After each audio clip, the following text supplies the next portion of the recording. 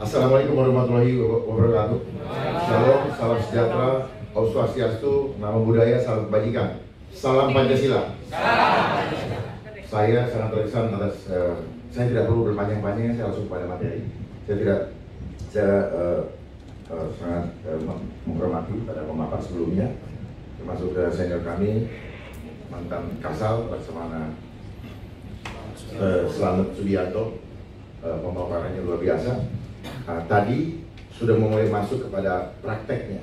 Saya akan menyampaikan kondisi terkini bangsa kita. Kita semua sudah tahu teorinya, kita sudah tahu semua sejarahnya. Tetapi kenapa kita tidak berhasil? Kenapa sekarang Indonesia mulai goyang? Karena kita tidak tahu bahwa sekarang telah terjadi gerakan globalisasi yang akan menghancurkan bukan saja Indonesia tetapi seluruh dunia. Catat ini, seluruh dunia. Kenapa? Mereka bekerja secara terstruktur, sistematis dan masif. Kenapa struktur? Karena dia punya organisasi besar dengan sistem perekonomian yang dia kuasai di seluruh dunia. Kemudian kenapa sistematis? Karena mereka bergerak begitu halus, step by stepnya jelas, pelan-pelan, dan kita terhipnotis untuk ikut menerimanya. Karena apa? Menyenangkan untuk hawa nafsu kita. Tawarannya adalah macam-macam, ekonomi, tapi masuknya adalah mudah dan cepat. Kenapa?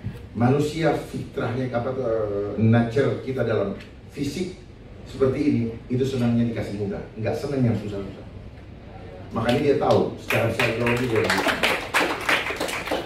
Kemudian masif, karena mereka semua bergerak di seluruh dunia, di dalam seluruh sendi kehidupan. Tidak ada yang lolos, termasuk handphone yang Bapak Ibu pegang sekarang. Ini adalah alat mereka untuk melakukan propaganda seluruh dunia dengan cara yang sistematis dan masif. Propaganda yang dilakukan adalah propaganda ketakutan. Itu berlangsung di seluruh dunia. Dan propaganda ketakutan adalah caranya iblis. Dan ini berlangsung sejak dunia ini ada. Ketika Adam dan Hawa dibuang, di situ muncul ketakutan. Jadi kenapa ada rasa ketakutan dalam diri kita? Itu sejarah awalnya. Pelaku hoax yang pertama adalah iblis. Korban hoax pertama adalah Hawa. Kenapa Hawa digunakan sebagai kata lain, sebagai pemuas keinginan kedagingan kita atau hawa nafsu, bukan Adam nafsu. Dan di mana-mana reklame semua menampilkan sosok Hawa, bukan pria. Coba dia punya frekuensi kalah. Itu. Nah, selanjutnya, cara bekerjanya globalisasi ini sudah sejak dulu, dan dia punya organisasi yang begitu kuat, bukan negara, non-state actor, dan begitu kuat, dan kita masuk bagian itu. Itulah kelirunya. Makanya Bung Karno menentang hal-hal yang sudah ini. Saya tidak mau menyebutkan karena ini rawan buat saya. Dengan underbownya bergerak secara masif, tujuannya cuma satu, totally control. Jadi globalisasi adalah sistem. Di atas globalisasi ada supra sistem. Sistemnya untuk apa? Untuk menyamakan sistem seluruh dunia. Dan mereka standarkan segala literatur, apapun yang kita pegang sekarang, sepanjang itu ngambil dari luar, itu adalah cara mereka memanipulasi kita punya konsep berbeda. Jadi sekarang kita di sekolah-sekolah dari dulu, Perang Dunia 1, Perang Dunia 2, kita dibodoh-bodohin ternyata. Mana ada Perang Dunia Tuhan bikin berjilid? Rupanya disetting supaya semua kita yang sekolah, oh Perang Dunia. Jarak dari bumi ke matahari sekian. Emangnya dia pernah ke sana? Dari bumi ke matahari, dia nggak pernah ke sana. Bohongin. Ya, dibohongin semua kita. Ya, kenapa saya harus tegas katakan itu? Biar nggak ada toleransi untuk ketidakbaikan, untuk kebohongan. Karena itulah cara memanipulasi. Ya, sumber daya alam akan habis, bohong. Sepanjang kita hidup, Tuhan akan berkati kita. Bohong itu. Minyak akan habis, bohong. Minyak itu seperti mata air, kapan aja Tuhan mau bikin ada. Persoalannya kita jauh dari Tuhan. Lalu dia ciptakan ini yang saya bilang, propaganda ketakutan. Dia bikin ketakutan. Supaya apa? Supaya kita mulai, otak purba kita mulai berpikir, waduh, apa yang saya harus lakukan dengan keadaan yang seperti ini ya? Mulai berebutan. Tetapi orang yang tidak kuat, tidak akan memperolehnya. Akhirnya kekuatan-kekuatan yang besar saja yang menguasainya. Tujuannya apa? Kekuatan besar itu adalah bagian daripada mereka yang elit-elit global yang ingin menguasai dunia ini. Dan ujung-ujung daripada semua perjalanan ini apa? Kita akan tadi globalisasi sistem, di atas globalisasi ada yang namanya suprasistem yang mereka tidak pernah munculkan, cari di Google tidak akan dapat. Karena memang disembunyikan. Ini adalah rencana terakhir. Adalah apa? Life engineering. Coba boleh dicatat, tidak ada. Di situ hanya social engineering. Jadi life engineering, kenapa? Kehidupan kita pribadi ini yang akan di engineer. Kenapa? Kita bukan barang, tetapi mereka mau bikin kita seperti barang. Perhatikan baik-baik ini. Kita hidup dari kekuatan supranatural, bukan dari hitungan matematika. Seperti apa bapak-bapak sebutkan tadi. Bukan. Makanya Indonesia spiritual. Karena kita memang lahir dari kekuatan supranatural, bukan dari hitungan matematika, tetapi sistem yang ada sekarang dia mau bawa kita kepada hitungan eksak. Demokrasi juga begitu. Satu-satu suara, one man, one vote, one value, ya kan? Terus kemudian demokrasi mau dibilang seperti apa namanya? Mau dibandingkan dengan musyawarah? No, it's not the same. Walaupun demokrasi itu kan Pancasila. Agar apa? Kembali lagi kepada nilai-nilai ketuhanan tadi. Ya. Saya boleh tantang siapapun ahlinya untuk mempersoalkan itu. Catat kata-kata saya, kalau kita tidak waspada, kita bisa berantakan semua generasi muda. Karena di sini ada kekuatan hipnotis. Dan saya bisa buktikan, saya praktekkan sekarang. Inilah yang membuat kenapa tidak ada satupun orang yang tahu bagaimana cara menghentikan hoax. Karena mereka bermain dengan begitu masif dan masuk pelan-pelan. Tidak ada yang mau melepaskan ini kan sekarang. Semua dibawa kemana-mana. Kenapa? Inilah cara mereka masuk dengan masif. Pelan-pelan, pertama GSM. Kemudian ada fitur-fitur, kemudian tambah, akhirnya kita ngikutin terus. Setelah itu apa?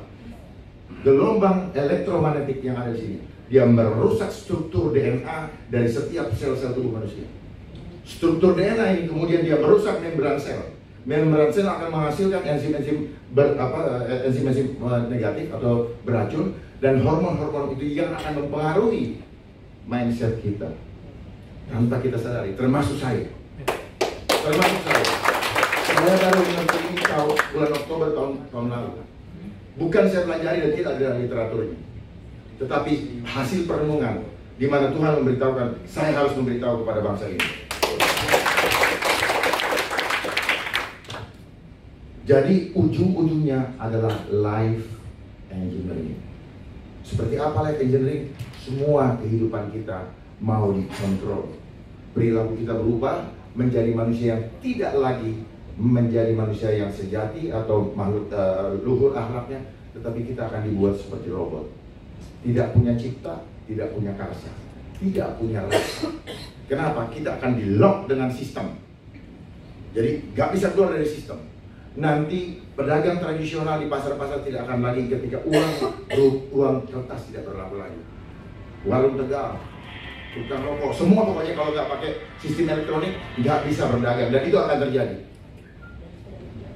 Dan prosesnya, bukan saudara-saudara, itulah prosesnya, itulah cara sistematis. Pertama kita dikasih gratis, Rp1 gratis 2 bulan. Setelah itu dia mulai ketika semua orang terpaksa pakai begini sekarang. Dan suatu saat ini akan dipasang chipnya di badan kita. Itu pasti. Pasti. Kalau yang bilang tidak pasti, kita dibohongin. Pasti. Ya, saya mengajak kita untuk melihat ke depan. Karena kalau kita melihat ke depan, kita tahu apa yang akan terjadi di sana. Kita bisa membuat langkah-langkah strategis untuk menghadapinya. Jangan kita dibawa dengan pemikiran barat. Jangan kita dibawa pemikiran timur. Kecanggihan teknologi yang ada hanya untuk membuat kita apa? Pusat perhatian kita beralih, tetapi dia punya hidden agenda. Apa itu hidden agendanya? Mau memanipulasi mindset kita. Jadi pertama, propaganda ketakutan. Apa itu? Itu 9/11 itu propaganda. ISIS itu propaganda. Dan teroris yang ada di dunia juga propagandanya mereka. Dan mereka gunakan itu dan ada yang dibayar. Di setting, ada yang memainkan. Maaf kalau nanti ada yang tidak setuju dengan kata saya, tetapi saya yakini betul itu. Ini desain semua. Tahun depan ekonomi akan jatuh. Itu cara menakut-nakuti manusia. Membuat kita berhitung matematika. Oh iya, kalau tahun depan jatuh berarti saya harus begini-begini. Saya panik, saya harus korupsi, saya harus segala macam. Itu yang mau diciptakan, betul nggak? Saya tidak mau kita. Coba kalau kita berani sama Tuhan, nggak akan kita takut. Hidup mati saya besok Tuhan yang tentukan, bukan ini. Jangan percaya dengan referensi dari luar. Kita bikin skripsi, suruh bikin apa? Footnote. Bahasa apa itu footnote? Bahasa Indonesia nggak ada footnote. Gitu. Pak, catatan kaki mana? Kaki Tuhan, kaki setan. Gitu. Maaf kalau ada yang sini yang tidak setuju. Saya siap berhadapan. Karena ini masalah spiritual. Tadi Bapak bilang. Nah, Indonesia punya jawaban dengan konsep luhurnya Nuswantara. Nu adalah makhluk, Swa adalah mandiri, Anta adalah menuju, dan Ra itu Tuhan. Jadi makhluk mandiri menuju ke Tuhannya. Sehingga nilai-nilai sejati fitrahnya, fitrah ini universal. Tadi sudah disampaikan oleh Sini, universal. Jadi tidak perlu ada kita meributkan. Ya, saya persingkat nanti soalnya kalau ini panjang sekali nggak kelar-kelar. Jadi programnya mereka, ya, satu yang globalisasi, terstruktur itu strateginya, terstruktur, sistematis dan masif. Kemudian dia programnya adalah money, power, dan control population. Money, dia sudah kuasai sistem ekonomi dunia. Bursa efek apa semua pokoknya diatur. Nah, kurs-kurs kita itu diatur sama mereka. Aduh, kurang asam. Jadi kita diancam-ancam, lu gue mau turunin nggak sampai 20.000, lu gue mau turunin nggak gitu. Nanti pemerintah kita dibikin takut, ngerti nggak? Duit lagi, kita jadi hutang lagi yang bayar rakyat. Untuk ganjil jangan lebih dari 14.000 misalnya. Ternyata semua disetting. Jadi di sini butuh pemimpin yang punya hati sungguh-sungguh untuk bangsa.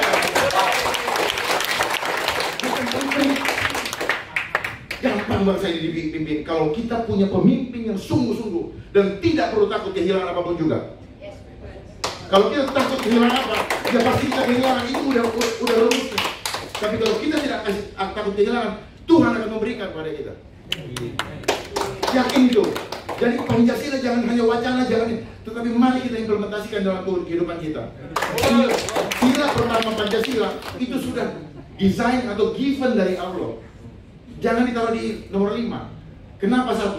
Otomatis kalau sila pertama kita jalan, kita paham, ya kita ikhlas, kita adil, kita kalau ikhlas, Indonesia tuh manusia ikhlas. Makanya manusia ikhlas. Tadi Bapak bilang kemana-mana berdoa. Ikhlas, menerima perbedaan. Terus karena ikhlas dia bisa menerima ada tumbuh-tumbuhan, ada pohon, ada laut, ada yang cantik, ada yang gendut. Ikhlas. Masa kita mau sendiri, laki-laki sendiri atau perempuan sendiri? Nah, karena ikhlas kita mau menerimanya. Itulah ciri bangsa Indonesia. Kalau kita ikhlas, pasti dia akan adil dan beradab. Nggak mungkin nggak. Gampang kan? Jadi kalau ada orang yang tidak beradab, berarti dia bukan Pancasilais. Dia tidak berketuhanan. Kita nggak usah bicara Pancasila. Karena Pancasila ini hanya penjabaran saja. Kenapa saya kurang setuju dengan kata mengimani? Karena Pancasila bukan Tuhan. Tetapi konsepnya yes. Ini jangan hati-hati. Kenapa? Kamu milenial agak alergi dengan mengimani. Saya ada di antara milenial dan tidak. Jadi saya bisa mentransfer email. Jadi jangan mengimani supaya tidak dianggap sebagai sesuatu yang berhala. Ini yang kelirunya selama ini. Jadi yang penting ketuhanannya dulu. Kalau ketuhanannya dilaksanakan, pasti yang lainnya ikutan. Gak bakal tidak. Masuk kita sila kedua, sila ketiga. Kalau kita melihat Sumatera sebagai hadiah Jawa, Jawa melihat Irian, Papua sebagai hadiah, Papua juga melihat demikian, kita akan bersatu. Tidak akan kepentingan kelompok ada. Tapi faktanya sekarang kepentingan kelompok begitu berkuasa dan kelompok tertentu ya, itu menguasai aset-aset atau sumber daya di ini. Perlu pengaturan berikutnya. Nah, kalau kita sudah mau bersatu, kita nggak mudah masuk ke dalam musyawarah mufakat. nggak bakal ribut karena kita mementingkan kepentingan kita bersama, termasuk kepentingan anak cucu ke depan. Maka keadilan sosial itu bukan mimpi, otomatis itu hanya outcome-nya. Yang lain kalau proses itu jalan, maka ini outcome-nya. Masih ada waktu atau sudah habis? Masih. Jadi tadi programnya power, money, dan control. Money sudah didapatkan oleh mereka. Kita harus hati-hati. Makanya lihat, kerusuhan yang ada di kita, yang rusuh dibiayai oleh dia, kita juga dibiayai oleh dia. Jadi semua konflik di dunia, dia biayai dan dia biayai. Yang defense dia biayai, yang rusuh dia biayai. Orang perang dunia aja mereka biayai kok. Jadi semua dibiayai, kita nggak usah marah. Ini ada yang main di belakang. Saya buka aja, ada yang main di belakang. Karena kalau nggak dikasih tahu, itu saling curiga. Enggak, bukan orang Indonesia, tetapi dia gunakan orang-orang Indonesia yang mata duitan. Saya tidak mau mengatakan pengkhianat. Kalau Pancasilais, kita tidak boleh menuduh orang. Kita tidak boleh menjalin orang. Kita harus menunjukkan soft power. Kalau kita mengatakan pengkhianat, kita sama dengan tidak Pancasilais. Jadi nggak boleh mengeluarkan kata-kata. Semua harus Pancasilais. Semua harus sesuai dengan Tuhan. Tuhan tuh baik kok. Tuhan tuh nggak pernah maki orang kok. Tuhan tuh penuh dengan kasih kok. Jadi kalau orang ngajak ribut, itu bukan Pancasila. Itu dia tidak berketuhanan. Dia berlindung di balik ketuhanan untuk mendapatkan keuntungan, omong kosong. Perhatikan, setiap konflik selalu karena ada nilai ekonomi. Atasan bawahan ribut karena ada uang. Ya, ini kelompok ini karena ada uang.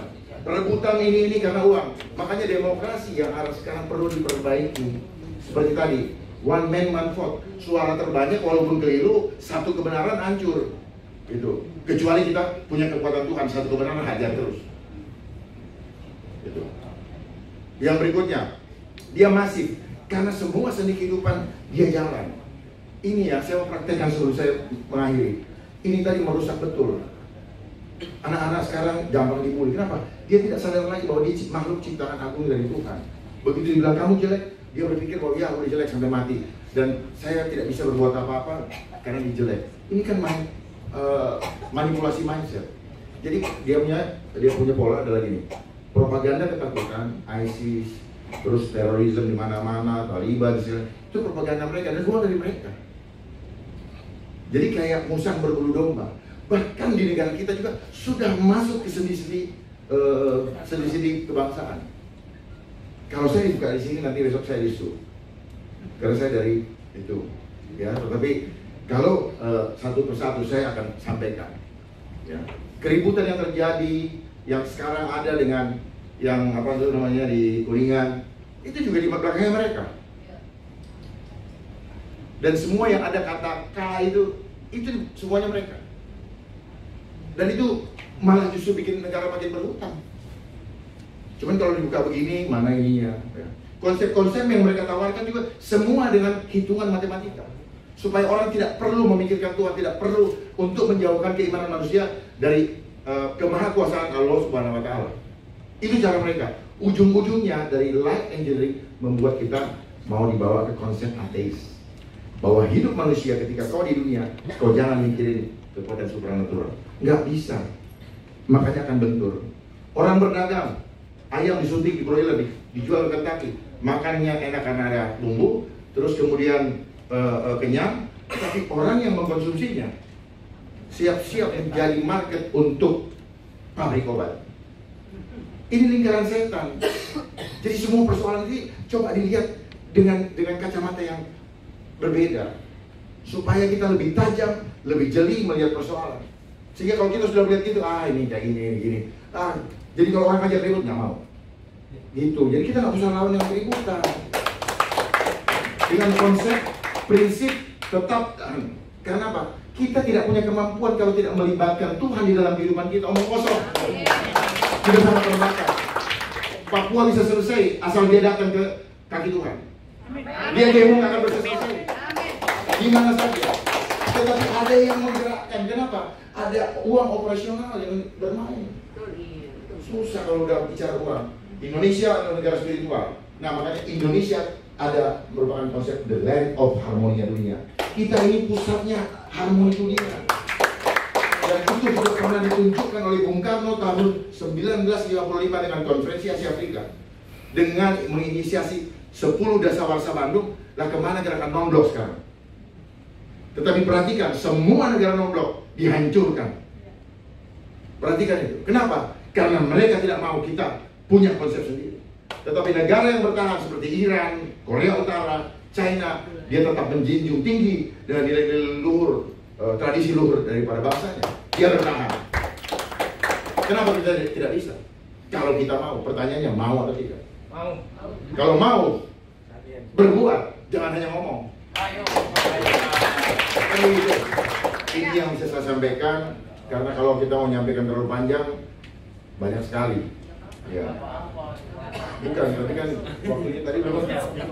20 menit. Nah, jadi fakta-fakta kita lihat ya tadi, Bapak mengatakan cita-cita, tujuan. Cita-cita bersatu, negara merdeka, bersatu, berdaulat dan adil. Perhatikan semua itu. Lihat tujuannya.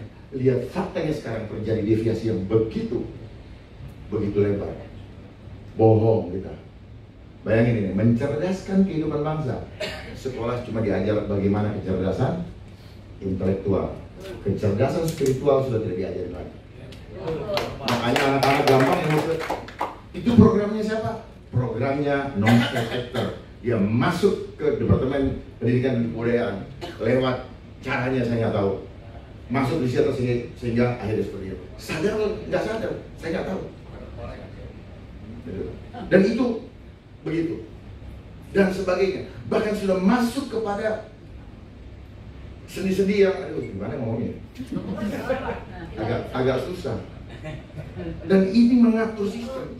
Nanti kalau ini sudah terkoneksi semua sistem, maka kita akan dikontrol dari sana. Dan untuk menyelenggarakan supaya sistem itu terkonek, kemudian nanti kita dipinjemin uang untuk menyelenggarakan agendanya. Setelah selesai, kita dikontrol, pinjaman jadi hutang. Hebat kan? Ya itu yang mau saya sampaikan, karena kalau saya sampaikan ini bocor halus saya ini. Saya bukan teoritis, saya praktisi, tetapi saya yakini apa yang saya sampaikan. Saya akan hadapi dengan segala risiko, karena saya tahu ini berisiko. Tetapi saya katakan ini bukan negara, tetapi ada kekuatan yang mengatur negara untuk melakukan itu, dan hanya boneka-bonekanya saja. Nanti kalau kita head to head face to face saja, karena penting ini. Saya lihat banyak foto, takut pasti direkam. Wabillahi taufiq wal hidayah. Assalamualaikum. Kalau ada warahmatullahi wabarakatuh. Kalau ada hal-hal yang kurang pas, saya mohon maaf dan saya siap untuk mempertanggungjawabkannya.